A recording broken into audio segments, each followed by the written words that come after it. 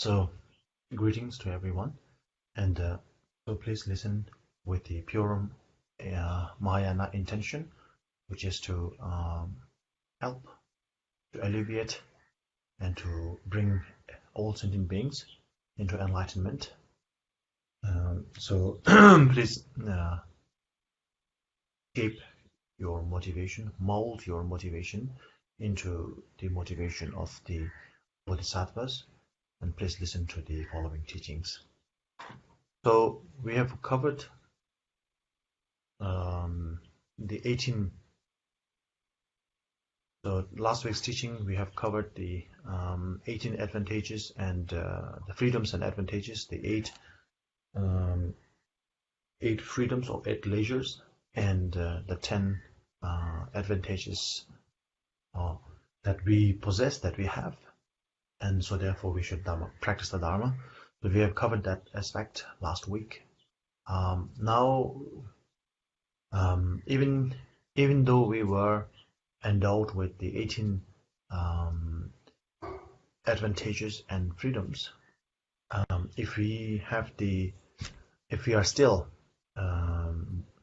if our path is still blocked by the other factors, such as the intrusive circumstances that leave no freedom to practice the Dharma, then there will still be an issue for us. So there is something called the 8 intrusive circumstances and 8 incompatible propensities that leave no freedom to practice the Dharma.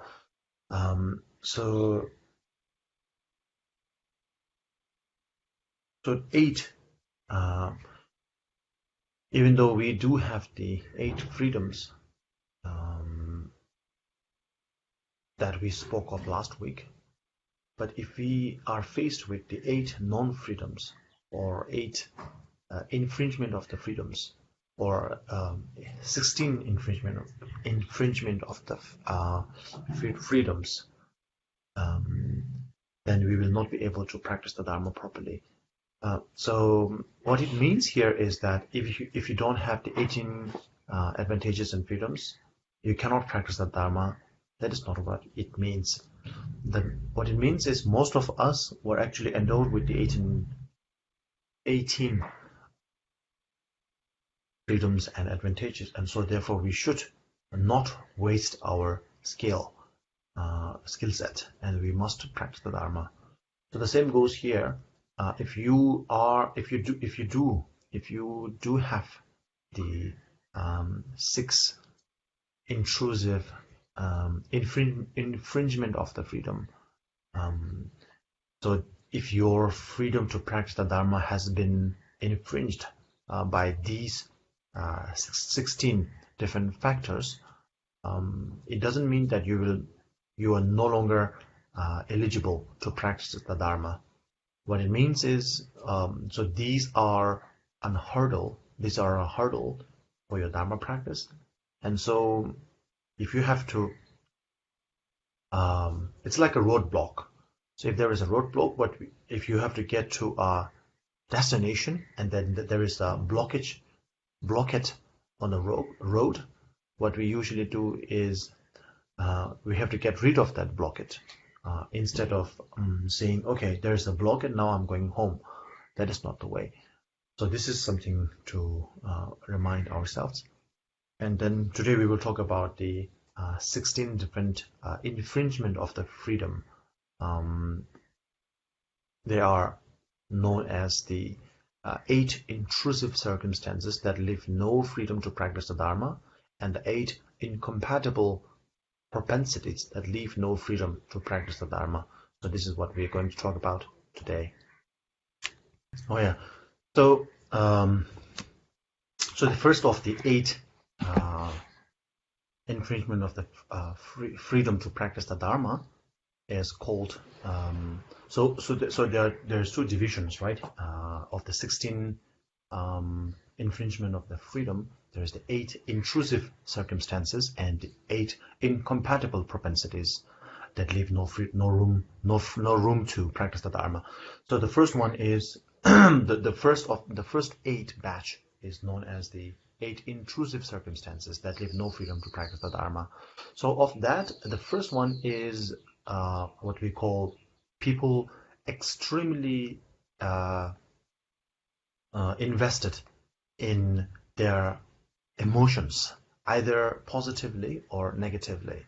So positive in the sense that if you are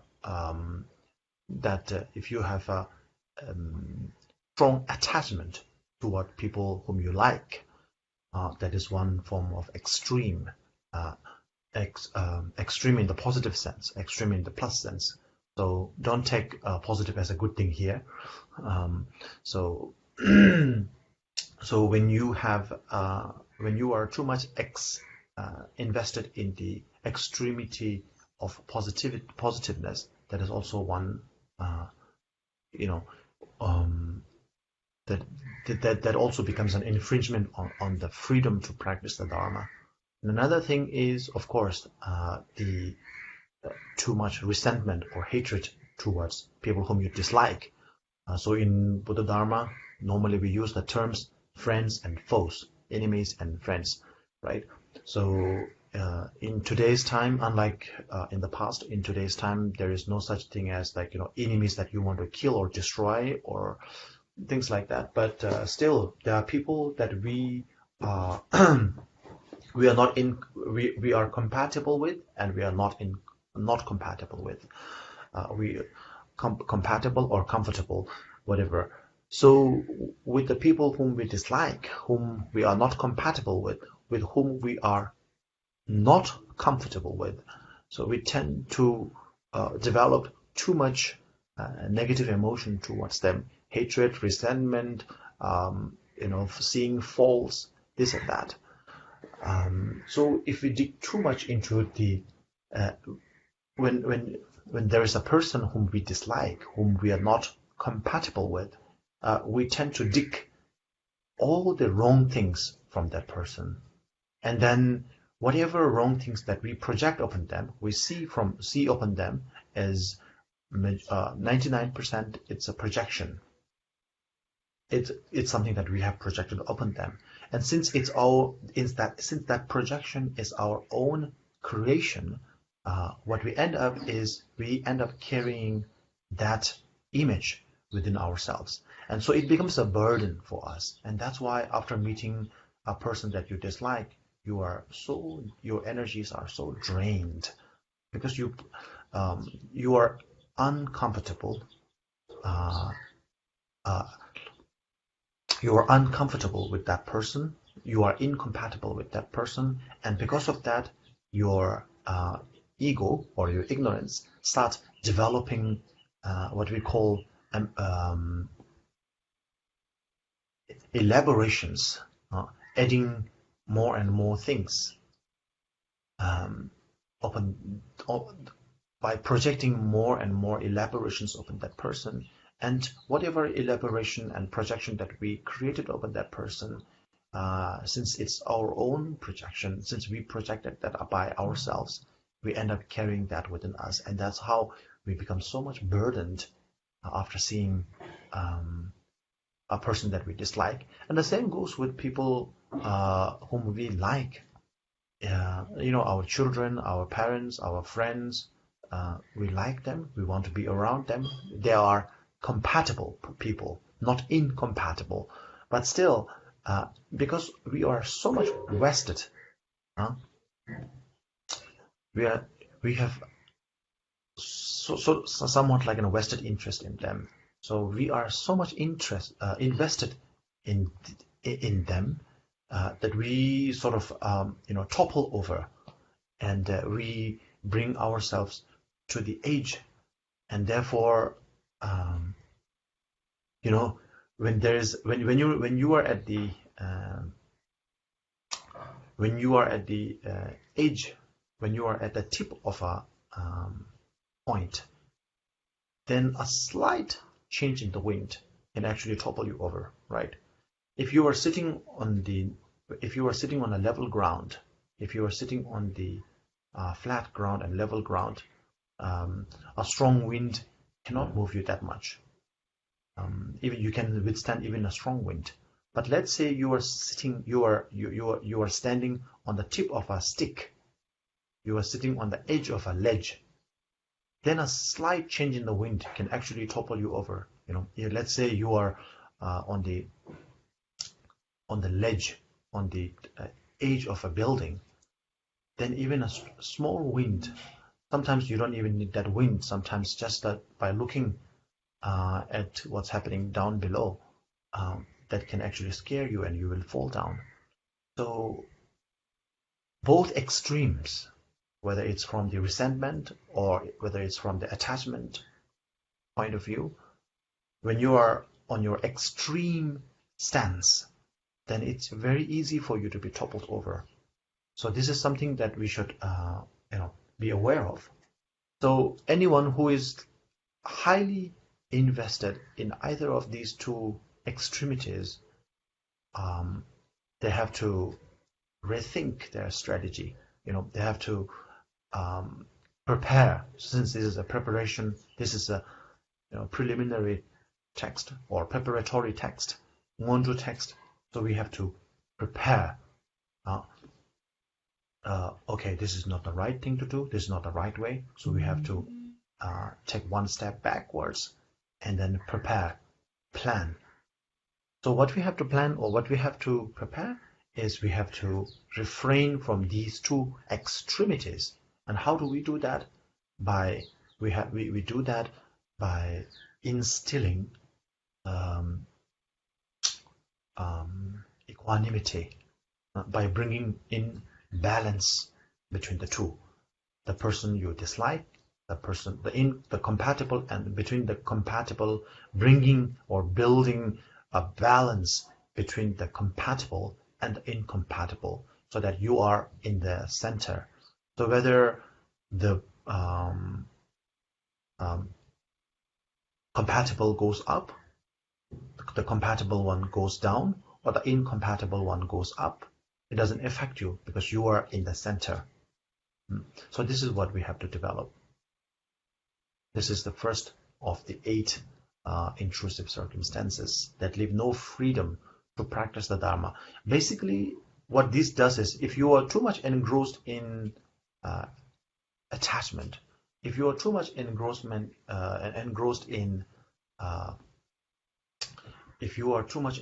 in the resentment aspect, then you will have no peace of mind. If you have no peace of mind, then you cannot start developing, start that Dharma practice, because your mind is, ruffling.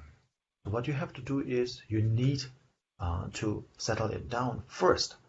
You need to bring equilibrium into the play, and from then onwards, you can develop the positive aspect of the bodhicitta, compassion, and so on and so forth. So that is the first aspect. Now the second issue, or the second hurdle, second hindrance, second obstacle, second problem is the second lack of freedom is basically the lack of intelligence. The lack of intelligence to comprehend the meaning of the Dharma. So basically, Dharma is, we identify Dharma with lots of things. We identify Dharma with our religion. We identify Dharma with our way of life. We identify Dharma with our rituals. We identify Dharma with our chanting. So many things. But which is all true, which are aspects of the Dharma. But the main thing about Dharma is about transformation, transforming the mind. Because mind is the thing. It is the mind that traverses from this life to the next, and until we become enlightened. The body changes. We are, for example, myself, I am a Tibetan in this lifetime, but in my next lifetime, I will not be born as a Tibetan. So my identity changes. I'm born as a male in this lifetime. I may be born as fortunate. If I'm fortunate, I'll be born as a human being. If unfortunate, I'll be born as in the lower realm, in the hell realm, or in the animal realm, in the hungry ghost realm, and so on and so forth. So my identity wholly changes. Right now, I like to eat Tibetan food, but if I am born in an Indian family, then I will be happy to, in Tibetan food will no longer be tasty for me. For me, so my habits will change. If I'm born as an animal in my next life, let's say a donkey, then all the food that is all the tasty food that we cook will no longer be tasty for me. I will just want to have a fresh blade of grass, and so everything changes. So therefore, the physical body, um, does not remain.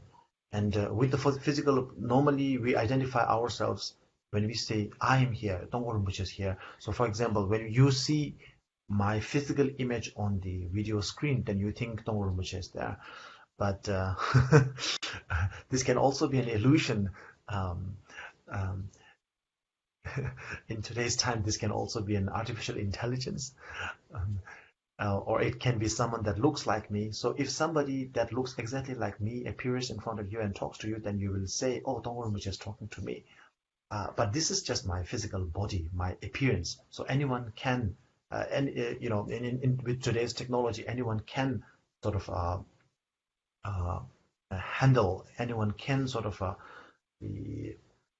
manage such an appearance. And so my main point is that it is the mind, it is the spirit that traverses from this life to the next. And so the mind is what we have to transform. That it is the mind that we have to develop.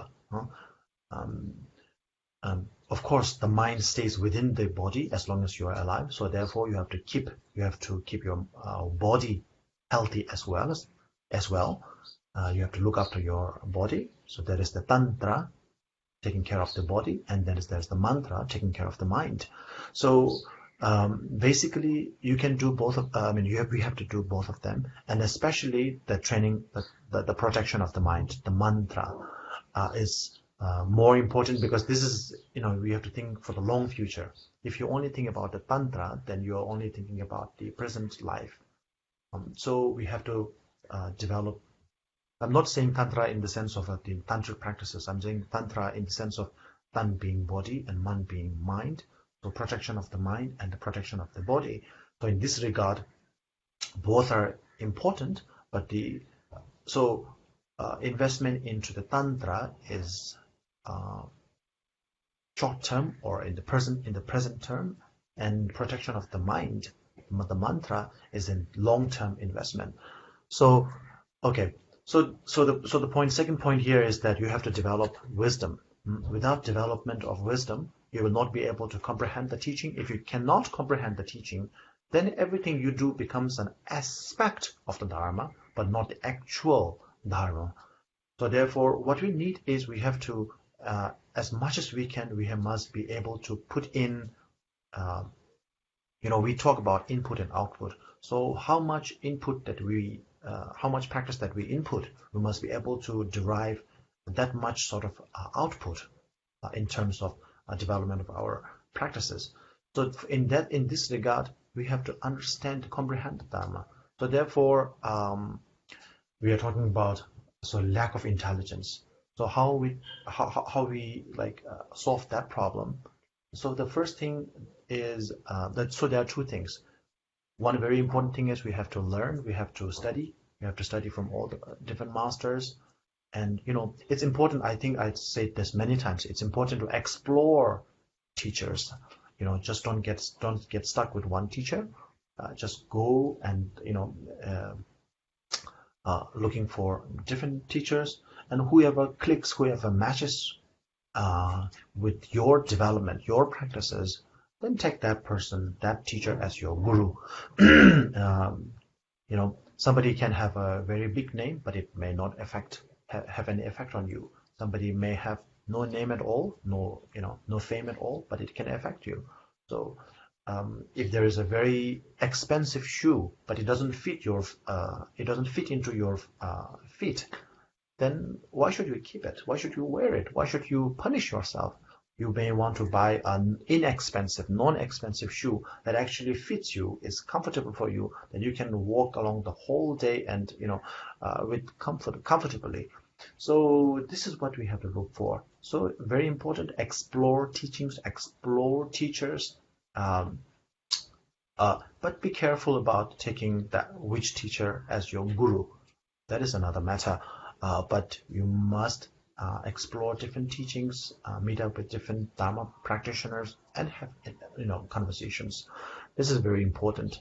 And if you think this is too complicated, this is too sophisticated, and all that, then the second method is to accumulate as much merit as you can. So the more merit you have, the more merit is similar to credit. So the more credit, the better credit history you have. The better the credit history you have, the bank will loan you more money. So similarly, the more merit you have, the more meritorious you are, then you will be blessed. Your wisdom to understand the next level of teachings will develop.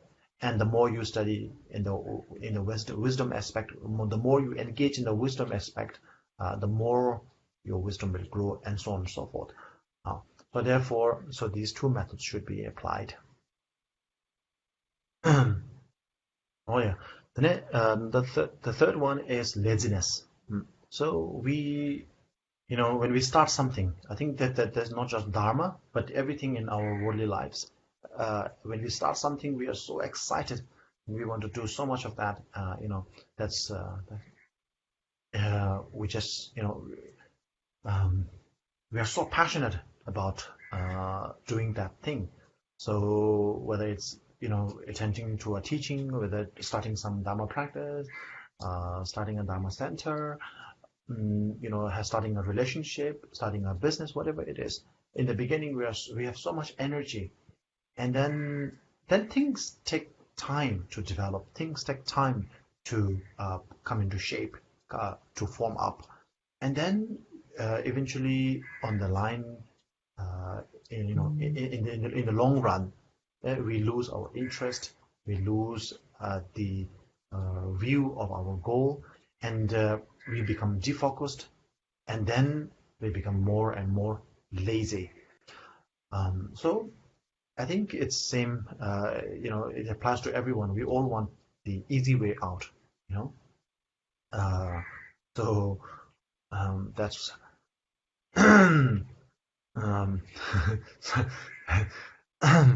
that's why people gamble a lot in the casinos. That's why, even though it's 1 in a billion or something, I think I forgot the exact statistic, that people 1 in a billion or something, that who wins the lottery, but then people, the grand lotteries, I mean, but everybody flocks to the lottery. People want to make quick money, so we are all looking for the quick access. That's why the shortcuts, the roads are not good. It's bumpy and all that, but still we want to take that road. So my point here is that laziness, when lethargy kicks in, then things will take very long time to come into fruition, to materialize. So one thing, as all the teachers and nowadays many motivational speakers also say the same thing. The consistency is the key. You have to be consistent. It doesn't matter whether it's small or big. That's why when we receive the initiations, the empowerments, the gurus will say, okay, when you make a commitment, make the minimum effort. Make the commitment with the minimum number, so that you can keep it up for a long time. So if you say, okay, I'm going to recite 100,000, 1 million Om Mani Padme Hum every day, it's a very nice thing. Maybe you can do it one day, but can you keep it up every day? That's very difficult, almost impossible. But if you say, okay, I'm going to recite 1 Om Mani Padme Hum every day, then it's very easy. You may forget it, of course, but if you remember, you just recite Om Mani Padme Hum, and that's it. So it's it's something that you can keep up with. So just as if you eat, right? If you eat for 1 week's worth, if you eat like, okay, normally you eat 1 plate of rice. So for 1 week, there is 7 plates of rice. So if you eat 7 plate of rice in one sitting, in just one day, you eat the whole week's worth. First thing, you cannot eat all of them. Second thing, it will be inconsistent with your your internal organ and systems.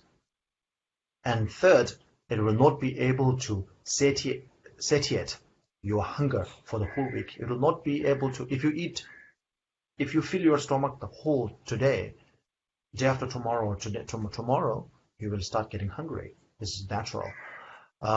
So what we have to do, what we normally do, is we eat once, twice, or thrice a day, and that's how we keep on living until the time of our death. We are able to satiate. We are able to maintain the proceedings of our internal organs. So similarly, the Dhamma practice is also like that. Just like we have 3 meals a day, keep your practices or all that, make it consistent. It's a small amount. It's by morsel, mouthpiece by mouthpiece. You make an effort, and when you accumulate, when you put all of them together, then it becomes a huge amount of Dhamma practices put together. Oh, okay. So I think I skipped the third aspect. What we just talked about is the fourth one. The third one is following a fake spiritual friend or following a fake teacher. So even if you have first thing, if you are carried away by your extreme emotions, then it's not going to work. And even if you have a balanced mindset, if you lack in the intelligence, then you will not be able to comprehend the meaning of the Dharma, the teachings. This is the second one. That is the second one. And the third one is now you want to follow a teacher, you want to practice the Dharma, and you end up following the wrong teacher. Okay. So that is following a false teacher. So this is it's a big dilemma in the Dharma. If you want to buy a good product, and then you end up buying a product that sells as the original one, but is not the original one. It's basically a knockoff. Then of course you have a big problem, because you end up paying so much money because you thought that this was an original brand, but then you end up getting the the knockoff. So this is even in day-to-day life, this is a big dilemma. And of course, in the spiritual realm, this is a huge dilemma, because then you get, it's not just it's not a loss of one lifetime or a few years, but it's a loss it can be, if you end up following the wrong teacher for whole of your life, then you might end up you are making a loss of your whole life. So therefore, it's important to find a good teacher, reliable teacher. So as I said earlier, exploring teacher and following that teacher as your guru are two different aspects, right? That's why it's very important to explore the teachers. If you don't explore the teacher, you just dive into one person that is dressing very well, that speaks very eloquently, that looks very nice, a handsome or a beautiful looking teacher, a very attractive looking teacher, and then has a very good command over the mastery of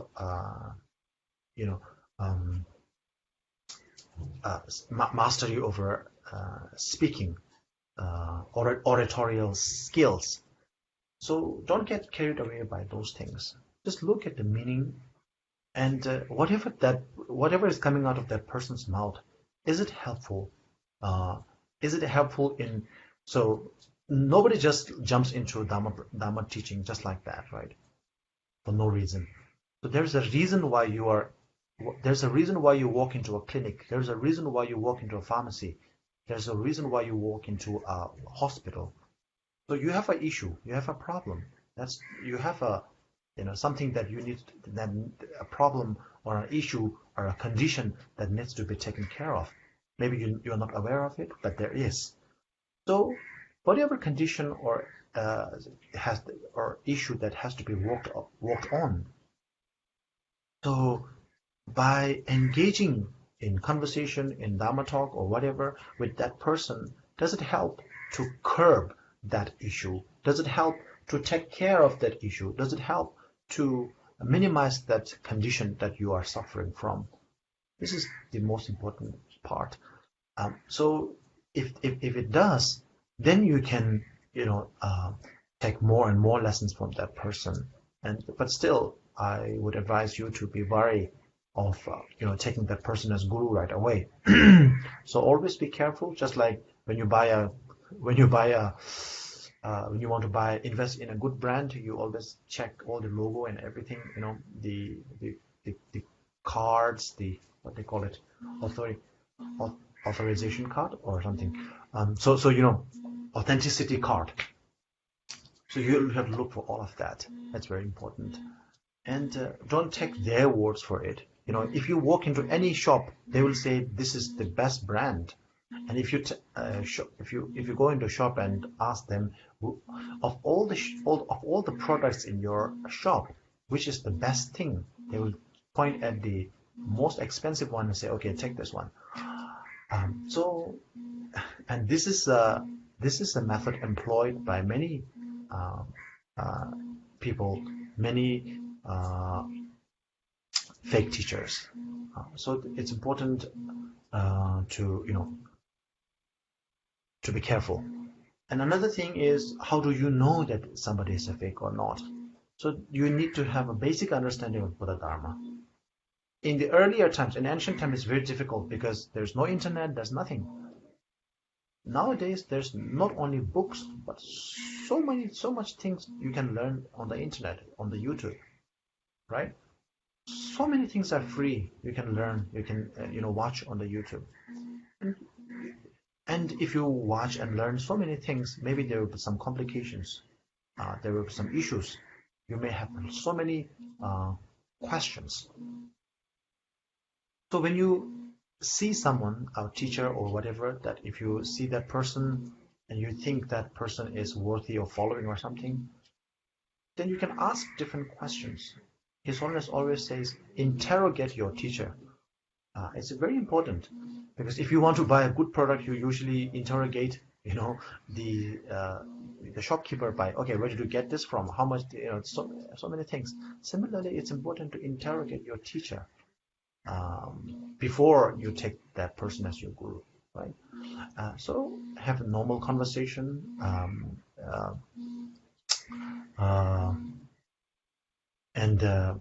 Very important sometimes to not just have formal conversation, but have informal relationship with the teacher. Go with the teacher for a cup of tea, and have some normal conversation. Talk with the teacher about maybe politics or maybe about some random issues, and how that teacher actually applies what he is teaching and what he is talking about from the book into the actual real life world issues. So from that you can learn a lot. From that you can make decisions as to whether you should take that person as your guru or not. So yeah, that is the second aspect. So I skipped that one. So that is the second aspect, and the third aspect. And then the fourth issue was the one we just covered, which is the laziness. Oh, sorry. I'm sorry. So I think we can stop here for Q&A. So do we have some questions? I think we have some questions, right, Ms. Yan? Yes, we have a question, Rinpoche. Yeah, please. Prostrate to Rinpoche. Regarding following the right teacher, today we have access to many great Dharma teachers and all the Dharma teachers are equally genuine about spreading Dharma. How do we know which teacher is the right guru for us? In other words, it is not that the guru is not good, but because it is our own negative karma, we may not see clearly. Can a guru help us see clearly that he or she is the right guru to follow? Thank you. Oh yeah, very good question.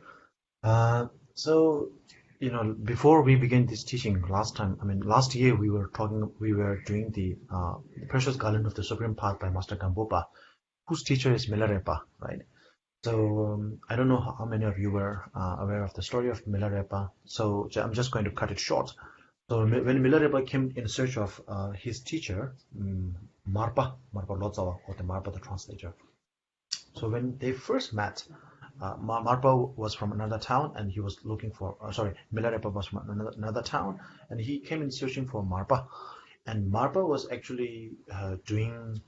He thought Marpa would be, the great translator, the great teacher, the great guru.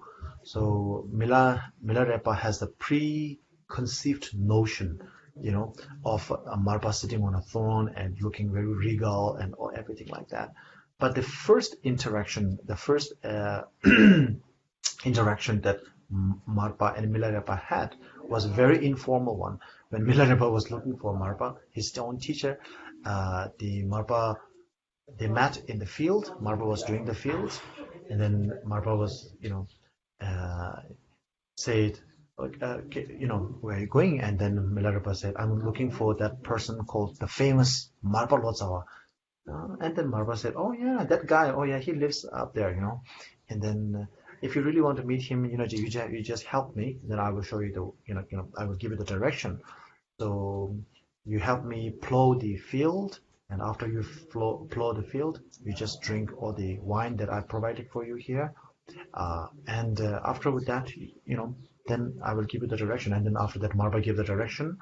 And then when Milarepa finally came into the place, that was actually none other than Marpa. So, and also Milarepa's great grandmaster. Milarepa's master is Marpa. Marpa's master is Naropa. Naropa's master is Telupa. And when Naropa was a great scholar has so it's like a very famous professor in today's time, one of the greatest scholar in all of Nalanda, all of India at that time. And then he wanted to practice whatever that scholarly knowledge that he has is not sufficient for him, and he wants to study further to become enlightened in this lifetime. And he went on looking for his teacher, Telupa. And Telupa is that frail-looking, dark-skinned, beggar-like, also a fisherman. And the very first interaction that kind of sort of they had was things like, get that fish for me. And then he would beat them up and so many different things. So as I said, very informal, very unorthodox, very unconventional things. So a teacher, may not necessarily have to be someone who is regal and who has to, the appearance actually shooks you or kind of, makes you that thing. But the teacher, so the main point I'm telling you those stories is that you need to have the merit to meet your teacher. So the guru, for someone to be your guru. So that has to be someone whom you have a karmic connection, right? So it cannot be anyone with a famous name or anything, anyone who speaks nicely or anything like that. It has to be with someone we have a deep connection. And for to be with your guru in this lifetime, you have to pray and you have to accumulate lots of merit and in many previous lifetimes. So what the best thing you can do is in your lifetime, in this lifetime, if you have not met your guru yet, then you can always, there are two types of what we call teachers. The teachers or gurus that we meet in person, for example, like you and us, we are interacting. Then there are the teachers and gurus that we cannot meet in person, like the Buddha Shakyamuni, right? So according to Buddha Shakyamuni passed away a long time ago. So that's like Milarepa, Lama Tsongkhapa, Guru Rinpoche. So they all passed. They are in the past. So therefore, we cannot meet them in person.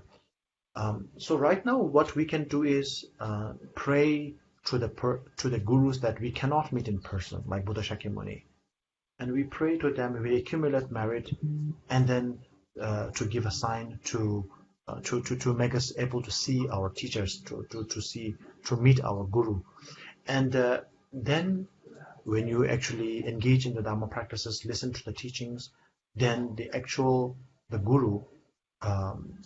Maybe appear is not the right word here, but then the karmic connection will materialize when the right time comes. Just like, when Milarepa first met Marpa, he's just a farmer, but then when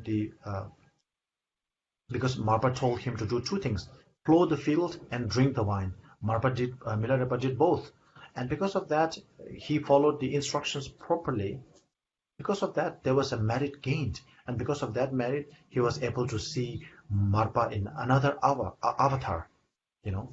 At first he was just an ordinary farmer, but because he followed the instructions properly, he gained a tremendous amount of merit, so that he was able to see Marpa, the great translator, the great teacher. So these things are very, so all things come into play. Accumulation of merit is the most important thing at this regard, at this point. So therefore, reciting mantra, chanting. So many people say, there are many who do not like chanting, do not like reciting mantra and all this kind of thing, because chanting mantra and all these things are not transforming our mind. Yes, it's true. It's not directly transforming your mind, but at the same time, it gives you the credit history, so to speak. It gives you the strength, the energy or the power that your wisdom needs to feed on in order for the wisdom to grow, for the wisdom to develop. So therefore, these things are, the accumulation of merit is important. So my answer is, so there is no uniform sign, like, when you see your guru, this will happen like that. But there is something like, if you accumulate the sufficient amount of virtue, then you'll be able to receive those signs, and you'll be able to take someone as your guru. Okay, so I'm having some network issues at the moment, so I don't think we have any questions as well. So we will conclude here today. Let's start the dedication now. If you do have a question, just save it, so we will cover it next week. 业王的